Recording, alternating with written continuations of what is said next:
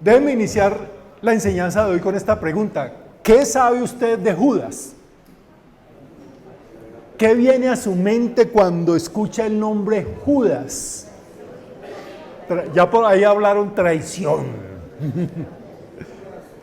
De pronto creemos saber mucho de Judas, empezando porque lo etiquetamos de traidor. ¿Cuánto realmente sabemos de Judas? En esta serie de enseñanzas basadas en el Evangelio de Mateo, vamos a ver qué escribió el evangelista Mateo acerca de Judas. Y hay muy poco realmente, pero creo que nos sirve mucho para entender a este personaje. Si usted va al Evangelio de Mateo capítulo 26, del 14 al 16, voy a leer una serie de textos bíblicos donde habla Mateo sobre Judas. Muy brevemente dice así: uno de los 12, el que se llamaba Judas Iscariote, fue a los jefes de los sacerdotes. ¿Cuánto me dan y yo se los entrego a Jesús? Propuso. Decidieron pagarle 30 monedas de plata y desde entonces Judas buscaba una oportunidad para entregarlo. 30 monedas de plata, ¿creen que era mucho o poquito? ¿Creen que era qué? Mucho, pues no. Bueno, ahora les digo algo. Mateo 26, 20 al 25. ¿Sí ven que no conocemos mucho? Al anochecer, Jesús estaba sentado a la mesa con los 12. Mientras comían, dijo: les aseguro que uno de ustedes me va a traicionar. Aunque en el original griego la palabra no es traicionar. Nunca Mateo usa la palabra traicionar. Usa la palabra entregar. Pero esta nueva versión internacional nos habla de traición. Otra aclaración. Versículo 22. Ellos se entristecieron mucho y uno por uno comenzaron a preguntarle: ¿acaso seré yo, Señor? El que mete la mano conmigo en el plato es el que me va a traicionar, respondió Jesús. El Hijo del Hombre se irá tal como está escrito de él, pero ay de aquel que lo traiciona. Más le valdría a este hombre no haber nacido. ¿Acaso seré yo, maestro? Dijo Judas, el que lo iba a traicionar. Tú lo has dicho, contestó Jesús. Mateo 26, 47 al 50. Todavía estaba hablando Jesús cuando llegó Judas, uno de los 12. Lo acompañaba una gran turba armada con espadas y palos enviada por los jefes de los sacerdotes y los líderes religiosos del pueblo. El traidor había dado esta contraseña: al que le dé un beso, ese es, arréstenlo. Enseguida Judas se acercó a Jesús y lo saludó diciendo: maestro, y lo besó. Amigo, respondió Jesús, ¿a qué vienes? Entonces los hombres se acercaron y prendieron a Jesús. Y en la última parte que aparece Judas es en Mateo capítulo 27, versículos 3 y 4. Cuando Judas, el que lo había traicionado, vio que habían condenado a Jesús, sintió remordimiento y devolvió las 30 monedas de plata a los jefes de los sacerdotes y a los líderes religiosos. He pecado, dijo, porque he entregado a la muerte a un inocente. ¿Y eso a nosotros qué nos importa?, respondieron. Allá tú. Entonces Judas arrojó el dinero en el santuario y salió de allí. Luego fue y se ahorcó. Eso es lo que nos dice Mateo. Mateo, como un gran maestro, porque les dije desde el principio de esta serie que Mateo fue un gran maestro, que probablemente los eruditos dicen que Mateo, antes de ser un seguidor de Jesús, fue un escriba judío. Mateo llena de personajes la historia de la pasión, de esa última semana de vida de Jesús, y llena de personajes que nos sirven a nosotros para vernos como en un espejo y tratar de reconocernos o no en esos personajes. Y vamos a ver algunos de esos personajes en este camino hacia la cruz. Tal vez no haya en la historia una figura que tenga un nombre más deshonroso que Judas Iscariote. ¿Quién de ustedes se llama Judas? ¿Quién de ustedes colocaría a un hijo suyo Judas? Judas Hiraldo. No hablo por mí, hablo por José Amador, Judas Amador Giraldo, algo así. Ha sido uno de los favoritos de los artistas, desde Dante Alighieri en la Divina Comedia, que lo sitúa a Judas en el lugar más profundo del infierno. Se han escrito libros, cantidad de libros sobre Judas, se han hecho películas sobre Judas, se han hecho cantidad de pinturas de grandes artistas sobre Judas, obras de teatro sobre Judas. Hay una canción para los metaleros aquí, de Metallica, que se llama El beso de Judas. Ahora lo buscan ahí en Spotify o en YouTube y la escuchan. Lo voy a colocar ahora, pero dije, no, los hermanitos no aguantan. Aún Lady Gaga escribió una canción sobre Judas. Por ahí unos de esos reggaetoneros también hablan del beso de Judas. O sea, la persona de Judas tiene cierto atractivo para las personas. ¿Pero conocemos realmente a Judas? Mucho me temo que tenemos mucha información distorsionada sobre Judas. Entonces vamos a limitarnos a lo que el Evangelio de Mateo nos habla acerca de Judas. Lo primero que entendemos es lo siguiente, que Judas fue escogido por Jesús. Escríbalo allí en su guía. Judas fue escogido por Jesús. No sabemos ni cómo, ni cuándo, y ni siquiera por qué, pero Jesús fue quien escogió a Judas para ser uno de sus discípulos y uno de sus apóstoles. Ahora, nosotros tenemos una idea de Judas como traidor, ¿verdad? Pero pasamos por alto que cuando leemos las narraciones del Evangelio, en esa época ser un seguidor de Jesús, de los primeros que siguieron a Jesús, no era lo mismo que para nosotros seguir a Jesús hoy en día. Para nosotros seguir a Jesús hoy en día significa, o casi significa para todos esto: ir una vez a la iglesia el domingo en la mañana, con un calor bien berriondo como este. Y ¡ay, qué sacrificio! Y vamos si tenemos tiempo y si queremos. Si no, estamos muy ocupados. Pero para Judas, igual que para todos los otros apóstoles en ese tiempo, seguir a Jesús era un asunto muy radical, algo que solo los más decididos estaban dispuestos a hacer. Jesús atraía a multitudes y miles de personas lo seguían, pero cuando Jesús, lo seguían porque sabemos que hacía milagros y sanaba gente y multiplicaba los panes, y era muy bueno seguir a Jesús con el estómago lleno. Pero cuando Jesús enseñaba cosas duras, difíciles, la gente empezaba a abandonarlo. Adivine quién no lo abandonó. Judas. Judas no lo abandonó, como sus apóstoles. Es difícil sacarnos de la cabeza la imagen de Judas, como traidor. Pero si nosotros viajáramos en la máquina del tiempo y fuéramos a la época de Jesús y habláramos con las personas más cercanas a Jesús, a los familiares de Jesús, a los seguidores iniciales de Jesús, y preguntáramos por Judas, lo que dirían ellos es: Judas, no, ese tipo es una persona muy comprometida con la causa de Jesús, una persona muy entregada, muy devota, muy talentosa, es uno de los más insignes seguidores de Jesús. Así lo describirían en esa época. Entonces eso es lo primero que conocemos de Judas. Judas fue escogido por Jesús.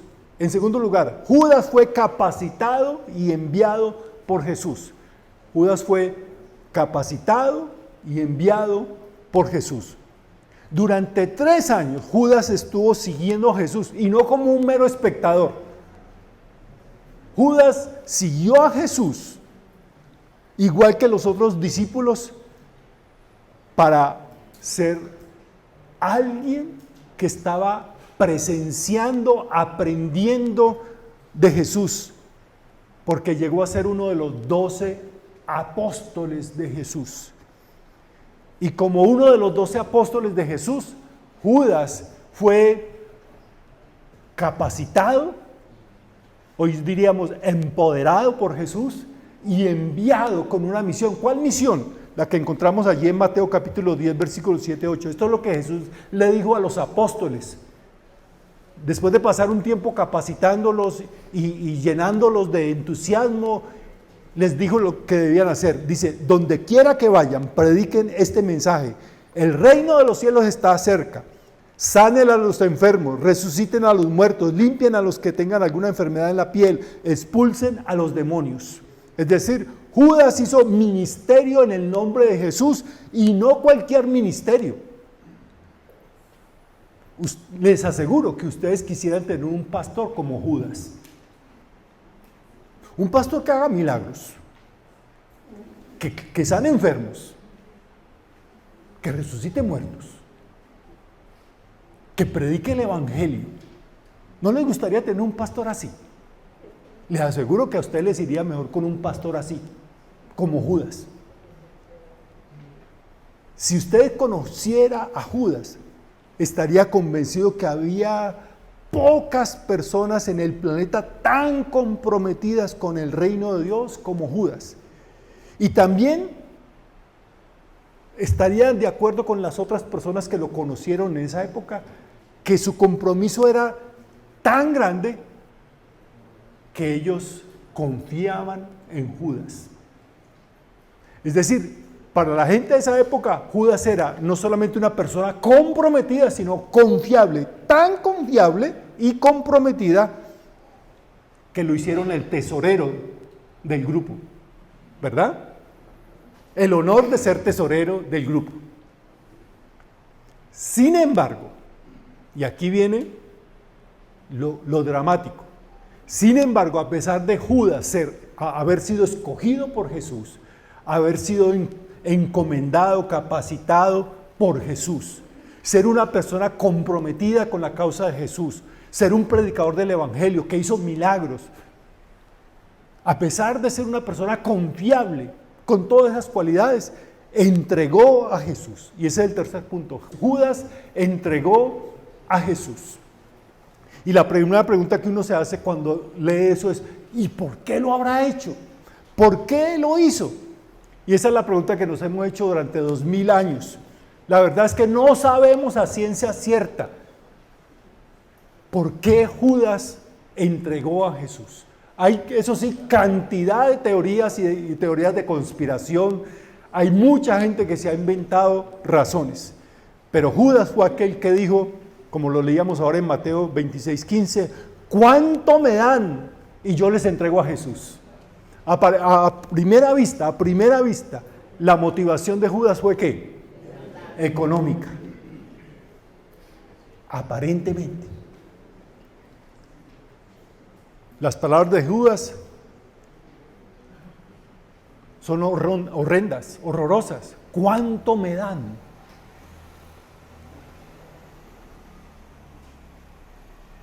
Con seguridad, cuando escuchamos eso, nos damos cuenta que las palabras de Jesús no habían penetrado en el duro corazón de Judas. Que durante 3 años Judas había escuchado las enseñanzas de Jesús y había visto las muestras de amor de Jesús, de la compasión de Jesús, pero eso no había hecho ninguna mella en el corazón de Judas. Seguramente, la palabra que mejor nos puede ayudar a entender por qué Judas hizo lo que hizo es esta palabra, expectativas. Expectativas. ¿Qué es la palabra expectativas? Es lo que uno espera de algo o de alguien. Expectativas.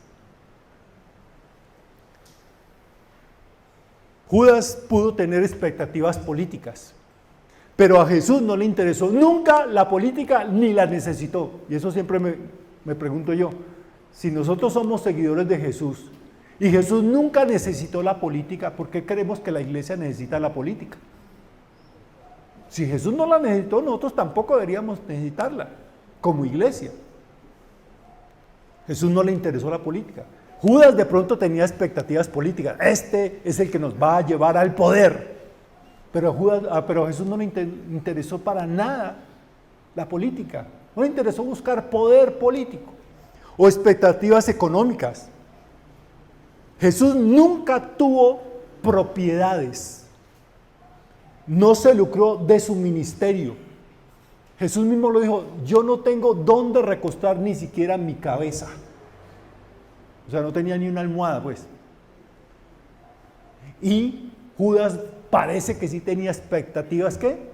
Económicas. Uy, mire todos los seguidores, y él empezó a mirar los rostros de la persona y a ver el signo pesos. Uy, aquí podemos sacar platica. ¿Ya? Expectativas económicas, pero a Jesús no le interesó. Nunca tuvo propiedades a su nombre. O expectativas personales. Pero a Jesús no le interesó la fama ni el prestigio. Tal vez Judas estaba interesado, uy, yo soy amigo de Jesús, yo ya vería parcero de Jesús, el tipo más popular en Israel. En cada foto que salía, que le tomaban a Jesús, Judas salía ahí, en la foto. ¿Ya? Pero a Jesús no le interesó eso. O expectativas religiosas. Como todo el pueblo de Israel esperaban que viniera un Mesías a salvar, pero a salvar a su manera, a una manera revolucionaria, violenta. Pero a Jesús no le interesó ninguna revolución violenta. Judas se decepcionó de un Mesías que anunciaba continuamente que iba a morir. Él no se inscribió para seguir a un perdedor. Judas, desde mi perspectiva, nos ayuda a entender que ese Dios, esa ilusión del éxito, vivimos una cultura que se mueve por el éxito, es un ídolo, pero ese ídolo no deslumbró a Jesús, sí deslumbró a Judas. Por eso cuando Jesús dice que Él va a morir, que tiene que morir, que va a ser crucificado, no le interesa a Judas seguir a un Mesías que va a morir. Él no se matriculó en un grupo que fracasaría. No se podía imaginar a un Mesías fracasado. Yo no estoy siguiendo a un fracasado, no quiero seguir un fracasado, alguien que va a morir. Y aunque la narración de la traición se da en una corta secuencia de tiempo, realmente tenemos que concluir que Judas no se volvió un traidor de la noche a la mañana. Nadie de repente se convierte en el villano de la historia. Es un proceso, lleva tiempo. Nadie se corrompe de la noche a la mañana. Es un proceso en el cual las personas, nosotros nos vamos, ¿qué? Hundiendo poco a poco, una decisión tras otra nos va llevando hacia abajo. Lo que sí es claro, y quiero que recuerden esta verdad allí, lo que sí es claro es que Judas se perdió en donde todos los seres humanos nos perdemos. ¿En dónde? En el corazón. Escríbalo y apréndalo. Los seres humanos todos nos perdemos en el mismo lugar, en nuestro corazón, porque es en el corazón donde decidimos qué haremos con Jesús. ¿Quién será Jesús para nosotros? ¿Y quién fue Jesús para Judas? ¿Quién fue Jesús para Judas? ¿Saben? Judas se diferencia de los otros apóstoles en un detalle que tal vez ustedes ya percibieron si fueron bien observadores. Judas nunca llama a Jesús Señor. Nunca llama a Jesús Señor. Siempre que se refiere a Jesús, Judas lo llama Maestro. Miren la secuencia. Mateo 26, 22. Cuando Jesús está en la última cena y dice, uno de ustedes me va a traicionar, miren la reacción de los apóstoles. Ellos se entristecieron mucho y uno por uno comenzaron a preguntarle, ¿acaso seré yo Señor? Pero cuando llega Judas, versículo 25, dice, ¿acaso seré yo Maestro? Dijo Judas, el que lo iba a traicionar. Y luego salten al capítulo 26, versículo 49, cuando Judas está entregando a Jesús. Enseguida Judas se acercó a Jesús y lo saludó diciendo, Maestro, y lo besó. Judas siguió a Jesús, anduvo con Jesús, fue a donde Jesús le dijo que fuera, hizo lo que Jesús le dijo que hiciera, pero Judas nunca fue la persona que Jesús quería que Judas fuera. Solo cuando nosotros reconocemos que Jesús es el Señor, es decir, el que va a guiar nuestra vida, solo cuando nosotros le entregamos el control de nuestra vida a Jesús, lo hacemos el Señor de nuestra vida, entonces que llegamos a ser las personas que Él quiere que seamos.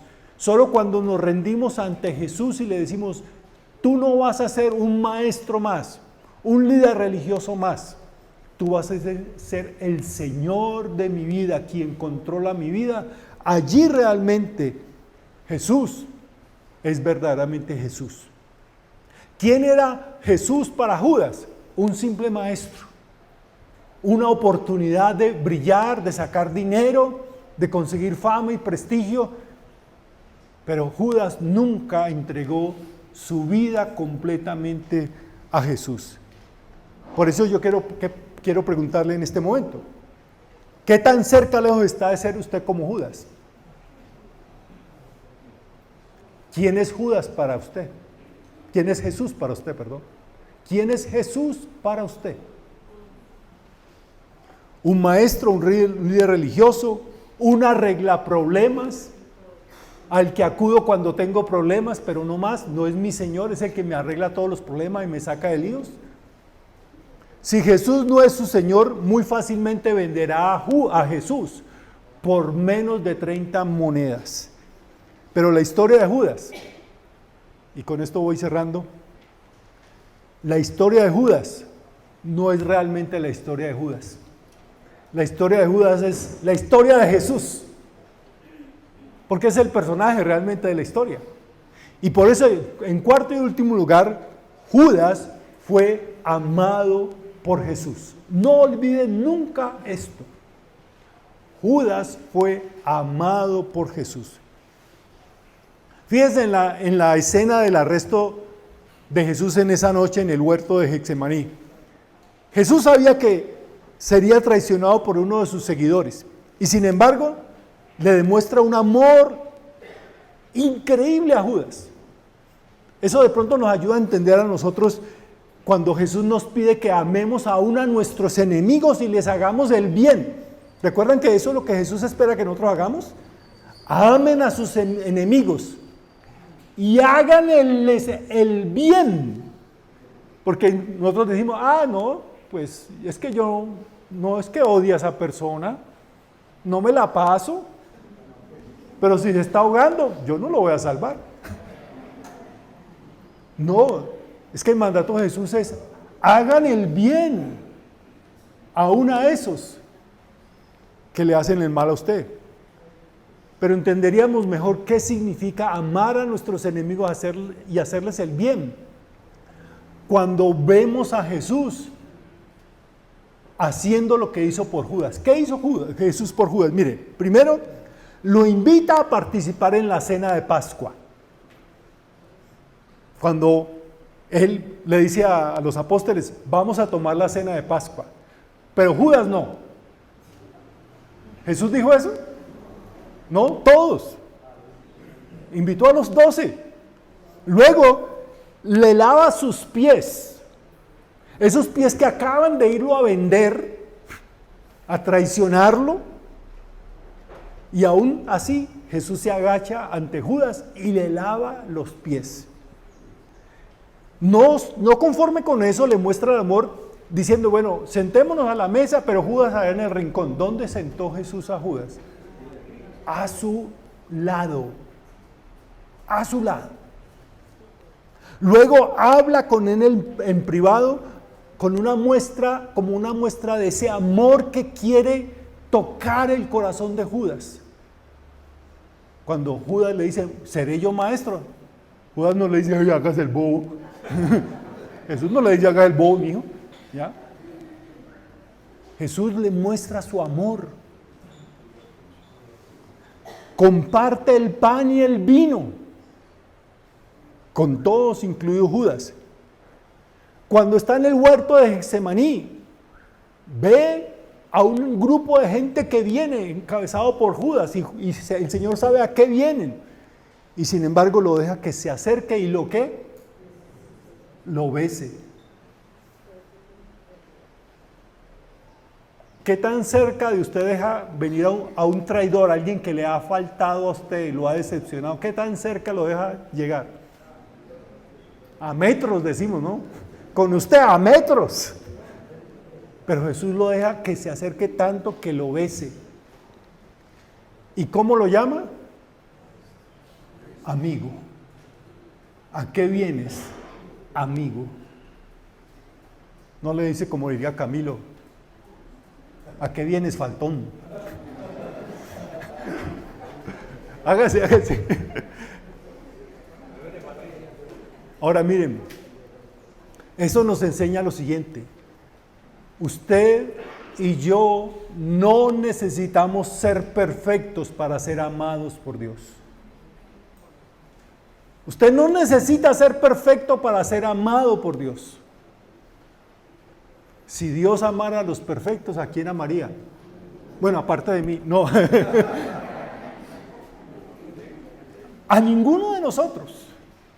A ninguno.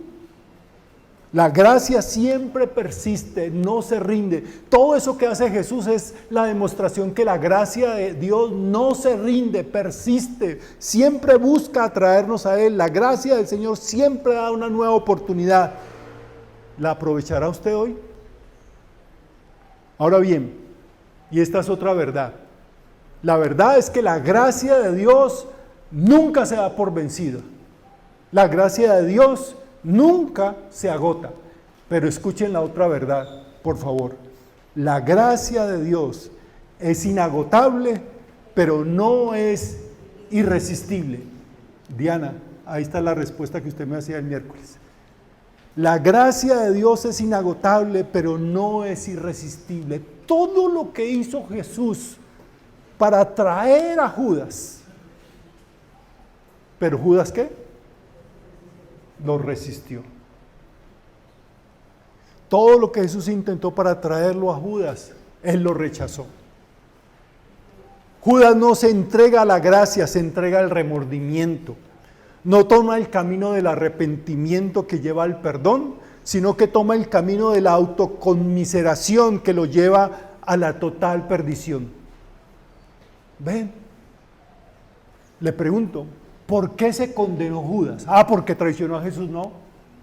Judas no se condenó, si es que está condenado. Judas no se condenó por haber traicionado a Jesús. Judas se condenó por no haberse arrepentido. Porque Pedro también lo negó, pero ¿qué? Se arrepintió. Judas rechazó la gracia que nunca falla. Y escuchen lo que hizo. Ustedes vieron cuando lo oíamos al principio. ¿Qué hizo Judas? Cuando sintió remordimiento, cuando dijo, uy, la embarré, ¿cómo hice esto? ¿Qué hizo él? Fue a buscar ¿a quién? A los religiosos de su época, con los cuales se había confabulado, que le habían pagado. Es decir, fue a buscar la religión. Judas fue a buscar resolver el problema con religión. Y la religión le falló.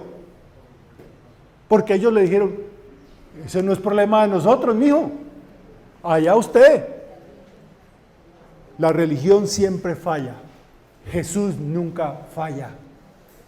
Pero a Jesús lo olvidamos.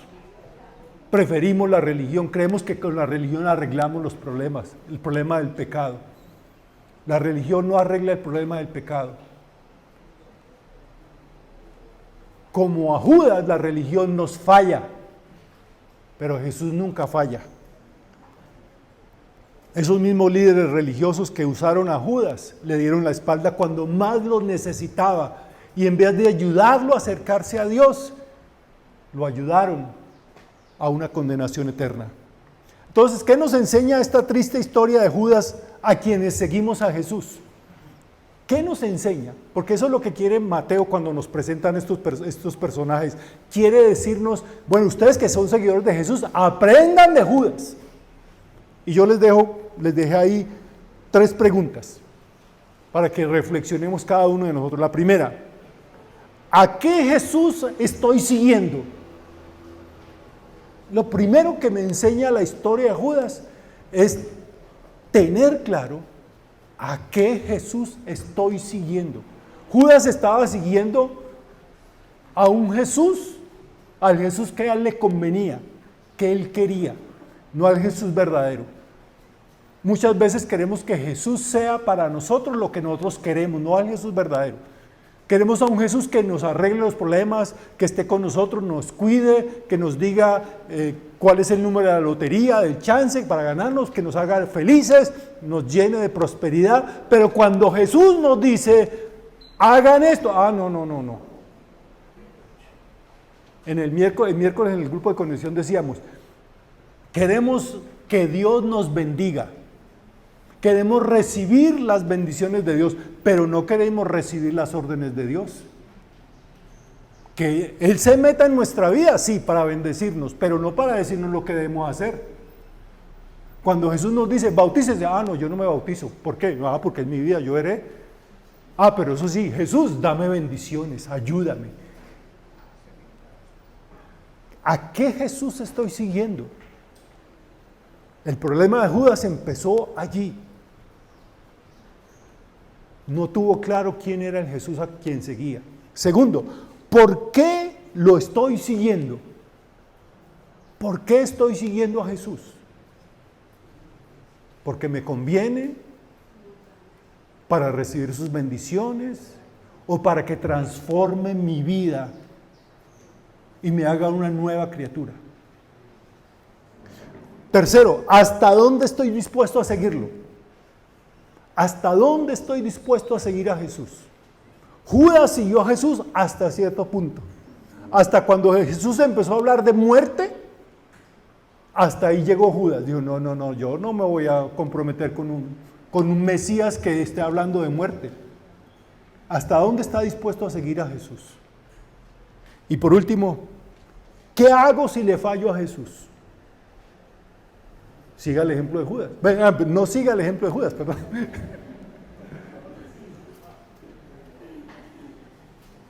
¿Qué hago si le fallo? Bueno, la pregunta está mal formulada. No es ¿qué hago si le fallo? Porque le va a fallar. Le vamos a fallar. Todos les vamos a fallar a Jesús. Todos vamos a fallarle a Jesús. Todos. Y si no le ha fallado, es porque no se ha dado cuenta, o es muy orgulloso o muy ciego. Pero todos le hemos fallado y le seguiremos fallando y siempre le fallaremos. ¿Qué debemos hacer? El camino no es la religión, el camino no es el remordimiento, el camino no es la horca, el camino es el arrepentimiento. Porque la gracia de Dios siempre estará allí para perdonar. Le vamos a fallar, pero Él no nos va a fallar. Él no nos va a fallar con su amor y su perdón. ¿Cree que le sirve esta enseñanza de hoy? Esta semana leí un libro, no es muy bueno el libro, pero el título era llamativo, era El Judas que hay en mí. El Judas que hay en mí.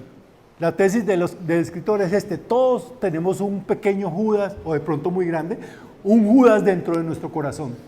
Todos tenemos un Judas dentro de nosotros. Entonces no juzgue, no señale a Judas, que ese es mucho traidor. ¿Cómo va a hacer eso? Porque eso es lo que hacemos todos los días nosotros, con nuestras decisiones. Pero Jesús quiere hacer por nosotros lo que hizo con Judas. Mostrarnos su gracia, su amor y su perdón. ¿Lo quiere recibir usted? Puestos en pie, vamos a orar. Padre Santo, nosotros estamos tan agradecidos contigo por tu gracia, tu infinito amor, Señor, que nunca falla, aunque nosotros como Judas te fallamos. Te entregamos por menos de 30 monedas de plata. tan fácilmente renunciamos a ti, te traicionamos, te engañamos, te damos la espalda. Y aún así, Señor, tu gracia no se agota. Permítenos no resistir tu gracia, sino entregarnos a tu gracia que perdona, tu gracia que salva, tu gracia que transforma nuestras vidas, tu gracia que es lo que nos alienta a estar siempre dispuestos a volver a pedir perdón. No permita, Señor, que actuemos como Judas al final de nuestras vidas, que siempre nos volvamos a ti con un corazón arrepentido. Te lo suplicamos en el nombre de Cristo Jesús. Amén. Amén.